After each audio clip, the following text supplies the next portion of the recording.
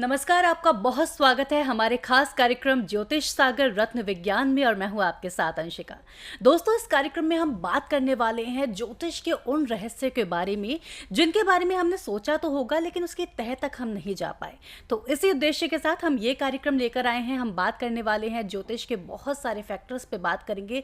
ज्योतिष की शुरुआत कहाँ से हुई, ये क्या है, कैसे सिर्फ चार्ट को देख करके पता लगाया जा सकता है कि जीवन में क्या समस्या आ चुकी हैं, क्या आने वाली हैं, इनका निवारण कैसे हो सकता है। आज इस सब पर चर्चा करेंगे। हमारे साथ चर्चा करने के लिए मौजूद हैं एस्ट्रोलॉजर रजत जानगिर जी। इनके बारे में मैं आपको बता दूं, 15 साल का एक्सपीरियंस इनको है, एस्ट्रोलॉजी में एक्सपीरियंस है, वास्तु एक्सपर्ट हैं और जेमोलॉजिस्ट भी हैं। तो आइए इनका स्वागत करते हैं और चर्चा को प्रारंभ करते हैं, बात करते हैं, डिस्कशन शुरू करते हैं। बहुत कुछ जानने को है आज के इस एपिसोड में। बहुत स्वागत है रजत जी आपका। Thank you so much. कैसे हैं अंशिका आप? बहुत अच्छी हूँ, आप कैसे हैं? बिल्कुल बढ़िया, बताइए। जी, तो रजत मैं आपसे जानना चाहूँगी, जैसे कि ना बहुत सारे ना एस्ट्रोलॉजी के बारे में हम जब बात करते हैं, बहुत सारे मन में प्रश्न होते हैं, सबके लोगों के मन में होता है कि एस्ट्रोलॉजी है क्या। अब हम एस्ट्रोलॉजर्स को टीवी पर देख लेते हैं, बड़ा डर बैठ जाता है मन में कि अरे यार, ये तो बड़ी खतरनाक सी चीज़ है, डरावनी सी चीज़ है। तो क्या है एस्ट्रोलॉजी? देखिए, अगर सिंपल शब्दों में बोला जाए तो एस्ट्रोलॉजी एक टूल है, ठीक है, आपकी लाइफ को बैलेंस करने के लिए। ठीक है, जैसी तरह से आप अगर मान लीजिए कि कोई किताब को लेके आप कोई चीज़ का प्रक्रिया को पूरी करते हैं, उस तरह एस्ट्रोलॉजी वो एक किताब है जो आपकी लाइफ की चीज़ों को और इश्यूज़ को सॉल्व करती है। ऑन द ग्राउंड अगर देखा जाए तो एस्ट्रोलॉजी की हेल्प से आप काफ़ी जो अपनी ऊर्जाएं हैं उसको उस हद तक लेके जा सकते हैं जहाँ पे आपकी लाइफ और सिंपल और बेटर और खुशहाल हो सके इन जनरल। ठीक है, तो एस्ट्रोलॉजी को अपन सिंपल एक शब्द में ही बोलेंगे कि एक टूल है और बाकी कुछ नहीं जी। तो उसको हम कैसे देखें? साइंस है, आर्ट है, क्या है? ये बहुत, अगर काफ़ी लोग इसके ऊपर बोलते हैं कि क्या ये मिथ है, ठीक है, कुछ लोग बोलते हैं कि हम इस पर विश्वास नहीं करते, बट अगर देखा जाए तो सारे के सारे जो ब्रह्मांड के अंदर जितने भी हमारे कहते हैं प्लैनेट्स हैं, ठीक है, वो प्लैनेट्स की जो सबसे ऊर्जा होती है वो है हमारा सन। जो सूर्य है, सूर्य से ही सारे के सारे प्लैनेट्स जो हैं, ग्रह सारे बाहर निकले हैं, ठीक है, और सूर्य के आसपास ही इर्द गिर्द हमेशा घूमते रहते हैं।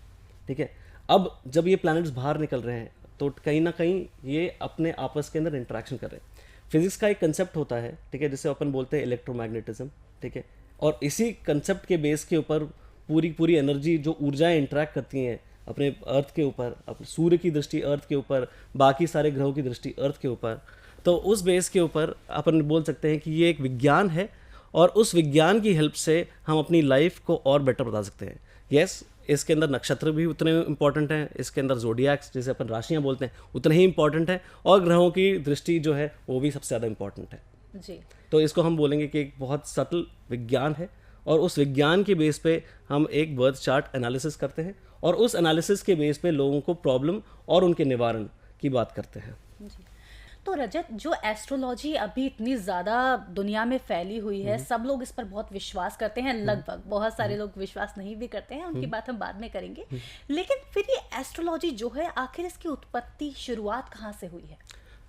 अगर इसकी शुरुआत की बात करी जाए तो जो हमारे ऋषि पराशर हैं, ठीक है, कहीं ना कहीं ये अपन बात कर रहे हैं बिफोर क्राइस्ट की बात अपन जो करते हैं, डोमिनी से भी पहले की, तो बहुत पहले से, रामायण से भी पहले की अगर बात करी जाए तो वहाँ से एक ऋषि पराशर के दृष्टि जो थी वो एस्ट्रोलॉजी को लेकर उन्होंने जहाँ पे चांद सितारे और बाकी उनके नक्षत्र उनको रीड करना चालू किया और उस बेस पे बहुत सारी किताबें बनाई और उन किताबों के बेस पे उन्होंने पूरी एस्ट्रोलॉजी की पूरा ग्रंथ लिखा। अब उनकी डिमाइस या उनकी डेथ के बाद उनके जो डिसाइपल्स हैं, शागिर्द हैं उनके, ठीक है, उन लोगों ने वो किताबें ली और वो अलग अलग तरीके से उन एस्ट्रोलॉजी प्रैक्टिसेस को फॉलो करना चालू करें। उनमें से एक जैसे वैदिक एस्ट्रोलॉजी होगी, एक नाड़ी एस्ट्रोलॉजी होगी, एक जेमिनी हो गई, उससे लाल किताब होगी, ऐसे करते करते भिन्न भिन्न प्रकार की एस्ट्रोलॉजी की जो दृष्टियाँ हैं वो आई। और जहाँ तक बात करें सबसे ज़्यादा एक्यूरेट जो अपन बात करते हैं ऑन द ग्राउंड, उसे बोलते हैं वैदिक एस्ट्रोलॉजी, और वैदिक एस्ट्रोलॉजी को ही फॉलो करके हम इन जनरल लोगों का निवारण या इश्यूज़ को सॉल्व करते हैं।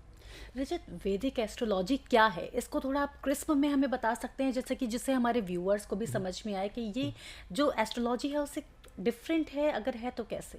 देखिए, मोस्टली देखा जाए तो हर एक एस्ट्रोलॉजी का कुछ ना कुछ बेस बनता है।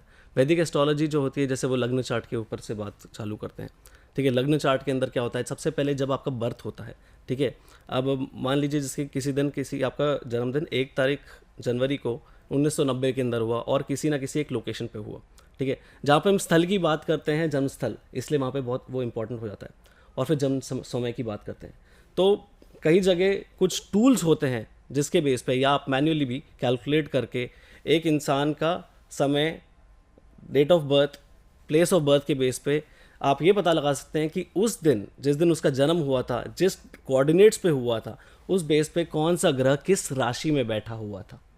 उस राशि के बेस पे ये देखा जाता है कि जो ईस्टर्न साइड अपन बोलते हैं ना, ठीक है, जैसे अपन पूर्व, पश्चिम, उत्तर, दक्षिण की बात करते हैं, ठीक है, तो पूरब साइड से क्योंकि सूरज जहाँ से उगता है उस दिशा में देखा जाए कि कौन सा जोडियाक राइज कर रहा था, उस बेस पे उसको जो एनर्जी मिली है वहाँ से हम एक बर्थ चार्ट की एनालिसिस चालू करते हैं। तो ये वैदिक एस्ट्रोलॉजी का सबसे ज़्यादा इंटीग्रल और सबसे ज़्यादा बेसिक पार्ट आता है।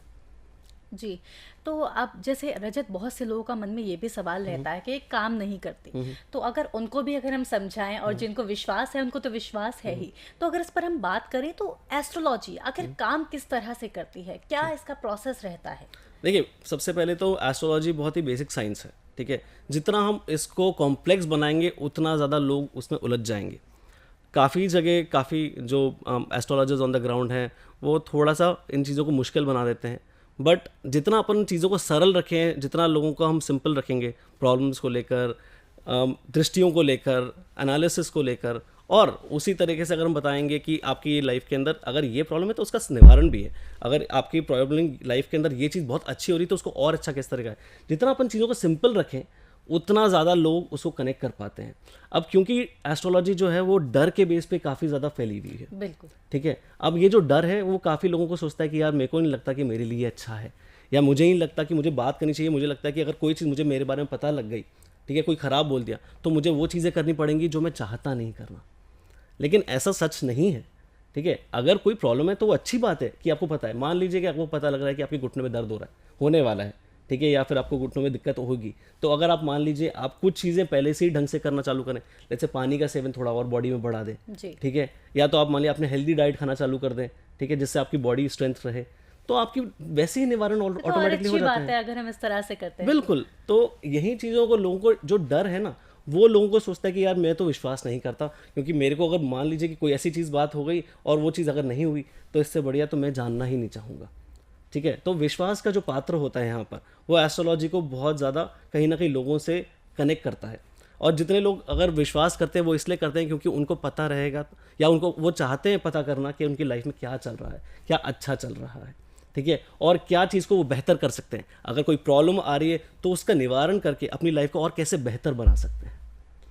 बिल्कुल, लोग ये नहीं सोचते हैं, बहुत से लोग जो डरते हैं। अगर मैं अपनी बात करूं यहाँ पर, तो मुझे भी बड़ा डर लगता है। अगर मैं बात करूं, मुझे बड़ा लगता है कि मैं अपनी कुंडली नहीं दिखवाना मुझे, क्योंकि अगर उसमें कुछ ऐसा नेगेटिव आया तो पता चला मैं उसको सोच सोच कर ही परेशान होती रहूं। तो ये आपने बताया कि हमें इसको काम भी कर सकते हैं, इस पर काम कर सकते हैं, बिल्कुल, और प्रॉब्लम के आने से पहले उसका निवारण भी कर सकते बिल्कुल हैं। बिल्कुल। और देखिए अंशिका, अगर आपको डर लगता है कि ये आपको कुछ ऐसा पता लग गया तो ये तो अच्छी बात है ना, आपको पता लग गया कि भाई आपको पता है कि चलो कोई चीज़ दिक्कत आ रही है तो इसको कैसे ठीक करा जा सके, बिल्कुल, ठीक है। और अगर आपको पता है कि इसको इस तरह ठीक कर पाऊँ कि मुझे पता ही नहीं लगे कोई प्रॉब्लम है, तो उससे ज़्यादा बेहतर क्या होगा, बिल्कुल, ठीक है। मान लीजिए कि अगर आपको फाइनेंशियल लॉस हो रहा है जी, ठीक है, मान लीजिए किसी के, अगर आपको एक एग्जांपल लेते हैं 1 लाख का नुकसान होना है, तो आप ऐसी रेमेडीज ऑन द ग्राउंड कर सकते हैं, ठीक है, जिससे आपको 1 लाख की जगह मुश्किल से 1 या 5,000 का नुकसान हो जाए। लेकिन नुकसान होगा ज़रूर, लेकिन वो इस तरह होगा कि आपको पता ही नहीं चलेगा कि चलो ठीक है इतना थोड़ा बहुत हुआ कोई बात नहीं, लेकिन होगा ज़रूर।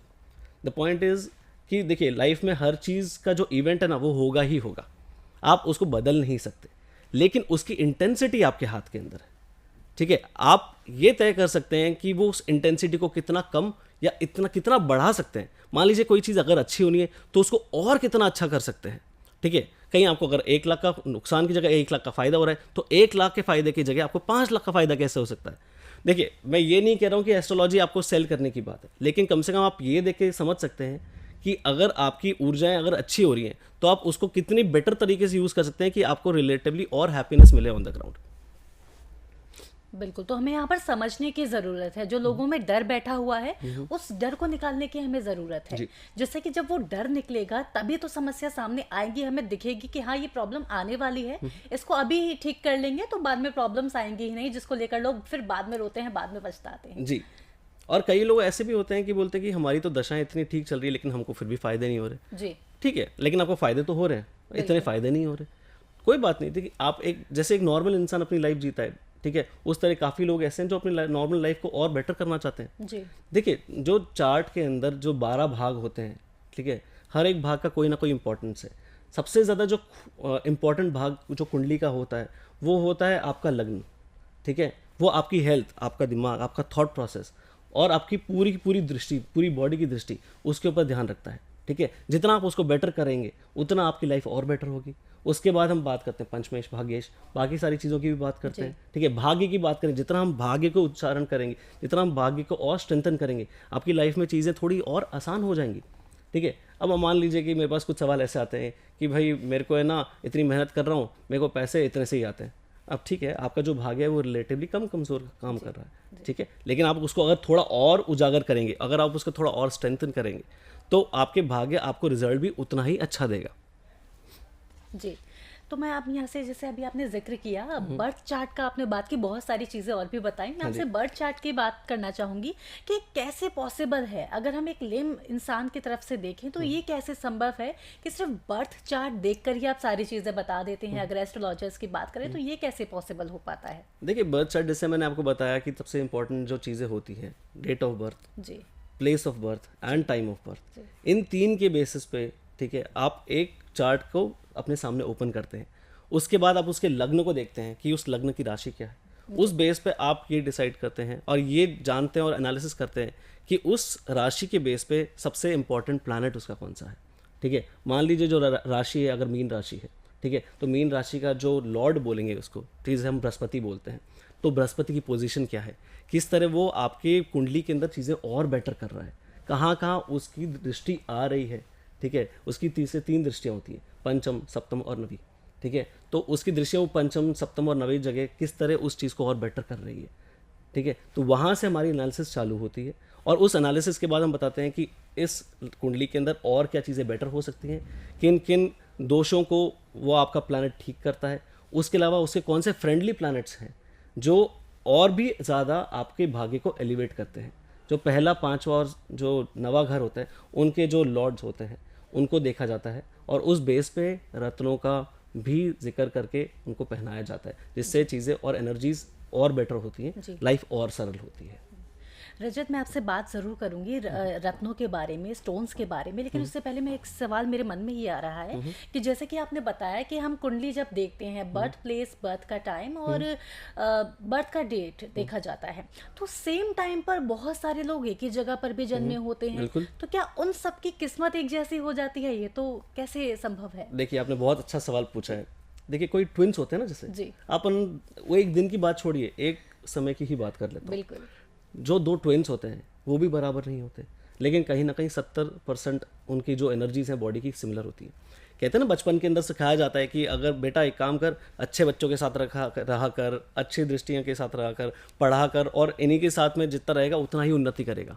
बिल्कुल सही बात है, ठीक है। जितना आप अच्छी ऊर्जा के पास रहोगे उतना आप अच्छा आप आगे बढ़ोगे। मान लो कि अगर कोई इंसान गलत संगत में पहुंचा तो गलत ऊर्जा की तरफ पहुंचा और गलत ऊर्जा से वो गलत डायरेक्शन में जाना चालू हुआ, ठीक है। तो जिस तरह से एक ही, जो कहते हैं ना कुंडली के समय टाइम के, अगर ट्विंस की बात करूं तो दो जने वो अपनी अपनी एनर्जीज किस तरह उसको यूटिलाइज करते हैं और किस तरह अपना पाथवे फाइंड करते हैं, वो एनर्जीज उनको इम्पैक्ट करती हैं। क्योंकि आपकी भले ही टाइम पीरियड अच्छे चल रहे हो, लेकिन अगर आपने कर्म उस तरह अच्छे नहीं किए हों, ठीक है, तो आपको हानि तो होगी जी, ठीक है। और अब वहीं पे अगर आपने अपने अच्छे समय पे अपने उतनी रेमेडीज, या आप सोचिए आपने उतने अच्छे भी कर्म कर रखे हो, तो आपको उसका लाभ भी उस तरह मिलेगा, ठीक है। तो ये पूरा का पूरा एनर्जी का खेल है। एनर्जी बैलेंसिंग ही एस्ट्रोलॉजी है, ठीक है। इन द बेस टूल तो है ही, लेकिन जितने आप अपनी एनर्जी, इतनी ऊर्जाओं को आप बैलेंस करोगे, वही एक बेस एस्ट्रोलॉजी का साधन है। जी। तो जैसा कि आपने बताया कि कार्मिक चीज़ें भी होती हैं, कर्मों का भी इसमें रहता है, इस पर भी हम आपसे बात करेंगे। ये बहुत बड़ा टॉपिक हो जाएगा, इस पर हम अलग से डिस्कशन ज़रूर करेंगे। लेकिन फिलहाल आपने रत्नों के बारे में जिक्र किया, तो मैं रत्नों के बारे में आपसे बात करना चाहूँगी कि रत्न कैसे काम करते हैं, स्टोन कैसे काम करते हैं। तो महज पत्थर अगर हम देखें तो सिर्फ पत्थर है, लाल, पीला, या अगर हम डायमंड को ले लें ट्रांसपेरेंट, तो कैसे काम करते हैं? छोटा सा पत्थर कैसे जिंदगी बदलता है? देखिए पत्थर में कोई जान नहीं होती, पहले तो जान कहते हैं ना, एनर्जाइज करा जाता है, जान डाली जाती है, ठीक है। लेकिन अगर हम बोलें कि पत्थर आपकी लाइफ में क्या चेंजेस करेगा, कोई मैजिक नहीं है इसके अंदर, ठीक है। पत्थर एक पर्टिकुलर एक केमिकल कॉम्पोजिशन है, ठीक है, लेकिन वो नेचुरल केमिकल कॉम्पोजिशन है, ठीक है। जिस तरह अगर आप मानिए कि सूर्य की लाइट जो होती है, सूर्य की रेज जैसी रश्मियाँ आपके जेम के अंदर आती हैं, मान लीजिए आपने इससे येलो सफ़ेद या पुखराज पहन रखा है, ठीक है, जो सूर्य की रश्मियाँ जिस तरह एक जेम के अंदर घुसती हैं, ठीक है, वो आपके जेम के थ्रू रिफ्लेक्ट होके आपकी बॉडी के अंदर एक डेडिकेटेडली एनर्जी डाल रही होती है। वो एनर्जी से आपकी बॉडी में सिर्फ और सिर्फ एनर्जी बैलेंसिंग होती है, जिसकी वजह से आपका सबसे पहले जो इम्पैक्ट होता है वो होता है आपका मस्तिष्क, ठीक है, आपका दिमाग, और आपको जो कहते हैं शांति मिलना, सबसे पहली चीज़ जो इंसान को मिलती है वो है शांति, ठीक है। अब उस शांति के बेसिस पे क्या होता है, इंसान सबसे पहले तो ठीक महसूस करता है, बेसिक चीज़, ठीक है। जैसे जैसे वो ठीक महसूस करना चालू करता है, वो उसका जो कम्युनिकेशन होता है, वार्तालाप जिस तरह करता है, वो बेटर होता है। अगर मान लीजिए जो मैंने चीज़ आपको कहना चाहिए आपने उसको उसी तरह समझा, ठीक है, तो मेरा आधा काम तो ख़त्म हो गया, और उसके बाद आपने उसी चीज़ को रेप्लिकेट या फिर उसको रेसिप्रोकेट किया मेरी तरफ कि आपको समझ आई और आपने एक कम्युनिकेशन चैनल बना दिया। उस तरह चीज़ें और आगे बढ़ना चालू हुई, ठीक है। जैसे जैसे चीज़ें आगे बढ़ना चालू हुई उस तरह लोगों को बेनिफिट्स होना चालू होते हैं। किस तरह के बेनिफिट्स, मान लीजिए कि अगर आप वर्क स्पेस में बात करें, ठीक है, कर्मस्थल की बात करें, ऑफिस की बात करें, तो ऑफिस के अंदर आपके ऐसे कम्युनिकेशन बेटर होते हैं तो अपॉर्चुनिटीज़ रिलेटिवली जल्दी अच्छी आती है। अपॉर्चुनिटीज़ अच्छी आती है तो वो कन्वर्ट जल्दी तरीके से होती है। तो ये एक धीरे धीरे तरीके का प्रोसेस है, ठीक है, और रत्नों का उतना ही इंपॉर्टेंस यहाँ पे बनता है। तो रश्मियाँ जो होती हैं वो जेम के अंदर जाती हैं तो वो उस बेस पे आपको एनर्जी अच्छी मिलती है। कुछ जेम ओपेक भी होते हैं, ठीक है, और कुछ जेम होते हैं जो स्टेम भी होते हैं। जैसे अपन पर्ल की बात करी जाए, ठीक है, जैसे अपन मोती बोलते हैं, मोती की अगर बात करी जाए तो मोती के अंदर तो कोई रेज नहीं जा रही, तो मोती किस तरह काम करता है। अब मोती के ऊपर जिस तरह पानी डलेगा, ठीक है, तो मोती वो पानी जब रखता है तो धीरे धीरे आपकी बॉडी उस पानी को एब्जॉर्ब करती है और उस बेस पे आपकी बॉडी की एनर्जी बैलेंसिंग होती है, ठीक है। सिमिलरली अगर आप नोटिस करें, जैसे मूंगा बोलते हैं, रेड कोरल भी स्टेम है, स्टेम भी हल्की हल्की over the period of time deplete होती है और उसी की ऊर्जा आपकी बॉडी के अंदर आती है। हर जेम एक अलग तरीके से काम करता है, ठीक है। तो ये एक बहुत बेसिक सी चीज़ है। अगर मैं सिर्फ मोती की बात करूं, आप नोटिस करें अगर अच्छी क्वालिटी का मोती है तो वो डिप्लीट ज़रूर होगा, क्योंकि कहते हैं ना कि मोती ढीला होना चालू हो जाता है। ऐसा नहीं है कि भाई आपकी रिंग मोटी हो गई है। बात यह है कि जब आपकी बॉडी को उस मोती की ऊर्जाओं की जब ज़रूरत होती है तो वो पानी जब मोती पे पड़ता है तो वो आपकी बॉडी एब्जॉर्ब करती है और मोती धीरे धीरे करके अपनी साइज़ को डिप्लीट करता रहता है और छोटा होता जाता है, ठीक है। इस तरह आपको बॉडी के अंदर वो ऊर्जाएं और एनर्जीज मिलती हैं। जी रजत, बहुत अच्छा लग रहा है आपसे बात करके। बहुत अच्छी अच्छी इन्फॉर्मेशन एक्चुअली आपसे प्राप्त हो रही हैं, मिल रही हैं हमें। मुझे लगता है हमारे व्यूअर्स को भी मिल रही होंगी। जैसे कि आपने बताया कि मोती इस तरह से काम करता है, बाकी रत्नों के बारे में भी आपसे बात करेंगे। फिलहाल अभी एक कॉलर जुड़ गए हैं, आइए उनसे बात कर लेते हैं। राज जुड़ गए हैं जयपुर से, आइए उनसे बात करते हैं। स्वागत है राज आपका। राधे राधे। राधे राधे, कैसे हैं आप? बढ़िया, आप बताइए। बिल्कुल बढ़िया, बताइए आपका सवाल। मेरा सवाल है कि ये मेरे मतलब मैंने काफी पंडितों से दिखा रखा है ये, एंड ज्यादातर यही बोलते हैं कि आपकी कुंडली में काल सर्प दोष है, जिसकी वजह से मतलब मेरा किसी भी चीज में मन नहीं लग रहा। चाहे मैं कुछ काम करना चाह रहा हूँ या फिर मैं आगे करियर के लिए बारे में चाहता हूँ, तो उसमें मतलब मेरा कुछ भी मन वगैरह नहीं लग रहा है। अच्छा, मतलब जो भी हो रहा है सब नेगेटिव ही हो रहा है मेरी लाइफ में। ओके। राज, आपका डिटेल्स बताइए, आपकी बर्थ की डिटेल्स। मेरा बर्थ डेट है 25 जून 1992।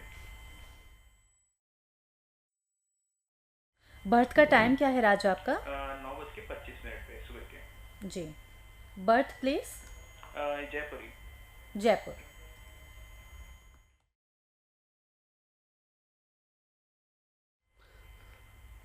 तो पहले तो देखिए राज, स्वागत आपका।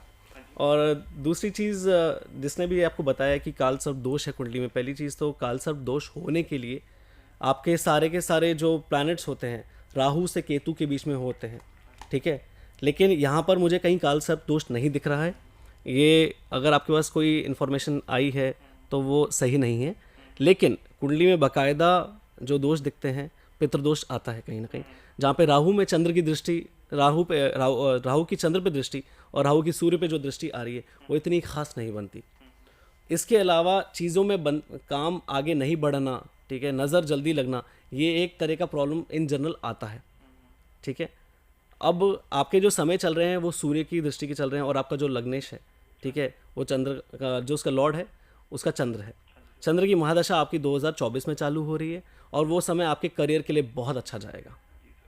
ठीक है, तो आप पहली चीज़ तो काल सर्प दोष आपके नहीं है, आपके पितृदोष डेफिनेटली बनता है, तो पितृदोष का निवारण जरूर कराएं। ठीक है, और एक मोती का रत्न धारण करें, करियर में बहुत उन्नति होगी। अभी आपने बताया रजत कि हम मोती के बारे में जब हम बात करते हैं तो मोती डिप्लीट होना शुरू करता है, और बेसिकली वो इसलिए क्योंकि हमारी बॉडी को जब एनर्जी चाहिए होती है तो वो बॉडी हमारी उस मोती से लेने लग जाती है। तो जहाँ पर हमारी एनर्जी वीक हो रही होती है, मोती के थ्रू हमारे पास कम, मतलब कि हम कह सकते हैं कि कॉम्पनसेशन एक तरह से होने लगता है। मैं आपसे अभी ये जानना चाहूँगी कि क्या जैसे मोती इस तरह से काम करता है, बाकी के रत्न, जब हम बात करें ब्लू सफायर की, तो वहाँ पर कहा जाता है कि सक्सेस रत्न है, इसको पहने और इंस्टेंट आपको सक्सेस मिल जाएगा। क्या ऐसा पॉसिबल होता है? देखिए, काफ़ी लोग ब्लू सफ़ायर जिसे अपन नीलम बोलते हैं, जी। नीलम से काफ़ी लोग डरते हैं। ठीक है, काफ़ी लोग ये भी बोलते हैं कि एक काम करिए, अगर आप पहले तो आप उसे तकिए के नीचे रख लीजिए, देख लीजिए कि क्या आपको सूट करता है। भाई, अगर कोई डॉक्टर आपको ये बोले कि पहली चीज़ तो आपको अच्छा बुखार है तो पैरासीटामोल खा, ये वाली दवाई पैरासीटामोल है, खा के देख लीजिए ठीक हो जाएगा क्या। अगर हो जाएगा तो अच्छी बात है। जी। मतलब जब तक पहली चीज़ तो डॉक्टर को ये नहीं पता कि सॉल्यूशन क्या है, तब तक वो सही सॉल्यूशन नहीं दे सकता। इसी तरह अगर नीलम की बात करी जाए, काफ़ी लोग नीलम की बात करते हैं सक्सेस स्टोन है, ठीक है, लेकिन फिर भी धारण करने से पहले ये बोला जाता है कि इसे तकिए के नीचे रखिए या बाजू में बांध लीजिए। ठीक है, अगर आपको सर दर्द हुआ तो क्या ही, तो आप मान लीजिए आपके लिए सूट नहीं करता, अगर आपको अनईजीनेस हुई तो मान लीजिए आपको सूट नहीं कर रहा। लेकिन ये बात सच नहीं है। ठीक है भाई, अगर अच्छा क्वालिटी का नीलम हुआ, भले ही आपके लिए अच्छा हुआ या ख़राब हुआ, इन जनरल आपकी ऊर्जाओं पे इम्पैक्ट करेगा। ठीक है, नेगेटिविटी जो होती है इन जनरल बॉडी के सर से बाहर निकलती है। सबसे पहले जब मान लीजिए कि कोई प्रॉब्लम है बॉडी के अंदर, ठीक है, चोट लगी, तो चोट लगने के बाद दर्द तो होता ही है। ठीक है, स्किन के अंदर दर्द तो होता ही है। जब तक वो दर्द को आप झेलोगे नहीं, ठीक है, वो ठीक भी उस तरह नहीं होगा। इसी तरह से नीलम का जो सवाल है, ठीक है, सक्सेस की बात करी जाए, नीलम की पोजीशन सबसे इंपॉर्टेंट होती है कि, और या शनि की जो पोजीशन है वो सबसे ज़्यादा इंपॉर्टेंट यहाँ पर बनती है कि किस जगह बैठा है, और उससे भी इंपॉर्टेंट बात, क्या आपको शनि सूट करता है। अगर शनि सूट नहीं करता तो नीलम आपके लिए बेनिफिशियल नहीं रहेगा।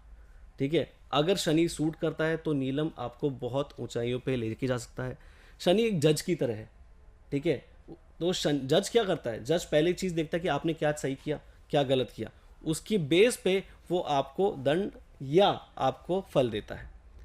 शनि का काम ही यही है, चीज़ों को जज करना। बिल्कुल। ठीक है, और उस जजमेंट के बेस पे वो देखता है कि कितना आपकी लाइफ को और बेटर किया जाए। बिल्कुल। शनि उस एक स्ट्रिक्ट टीचर की तरह है क्लास के अंदर, जो भले ही 60 बच्चों की क्लास में अगर 59 बच्चे को अगर परेशान करेगा तो एक बच्चे को बहुत ऊपर उठा देगा।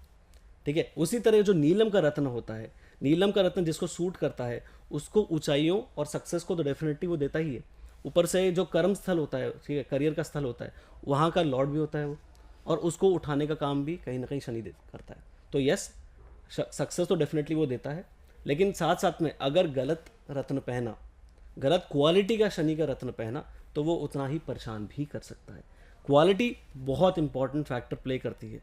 अगर क्वालिटी भी आपके रत्न की, अगर आपको सूट भी करेगा, क्वालिटी भी अगर आपने गलत पहन ली तो भी आपको नुकसान उतना हो सकता है, तो भी आपको पीड़ा और इतनी परेशानी हो सकती है। तो हमें देखने की ज़रूरत है कि जो हम रत्न ले रहे हैं ऑथेंटिक होना चाहिए और असली होना चाहिए।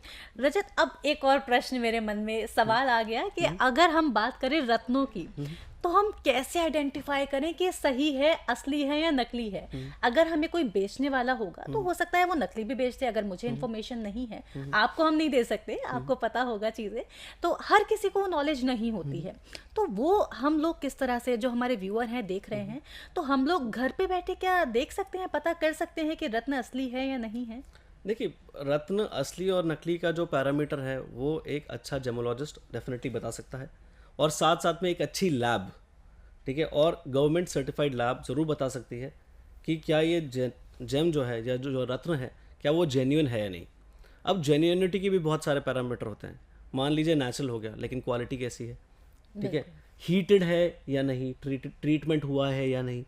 ठीक है, अभी जैसे रत्नों के, अगर नीलम की ही बात कर ले रहे हैं, हम नीलम की बात कर रहे हैं, ठीक है, तो जैसे थाईलैंड में बैंकॉक नाम की जो जगह है, ठीक है, वहाँ से जो जेम आते हैं वो मोस्टली हीटेड होते हैं। ठीक है, मान लीजिए श्रीलंका से जो जेम आते हैं, ठीक है, वो टेक्निकली अनहीटेड ही होते हैं मोस्टली, लेकिन फिर भी उनका टेस्ट कराना उतना ही इम्पॉर्टेंट है।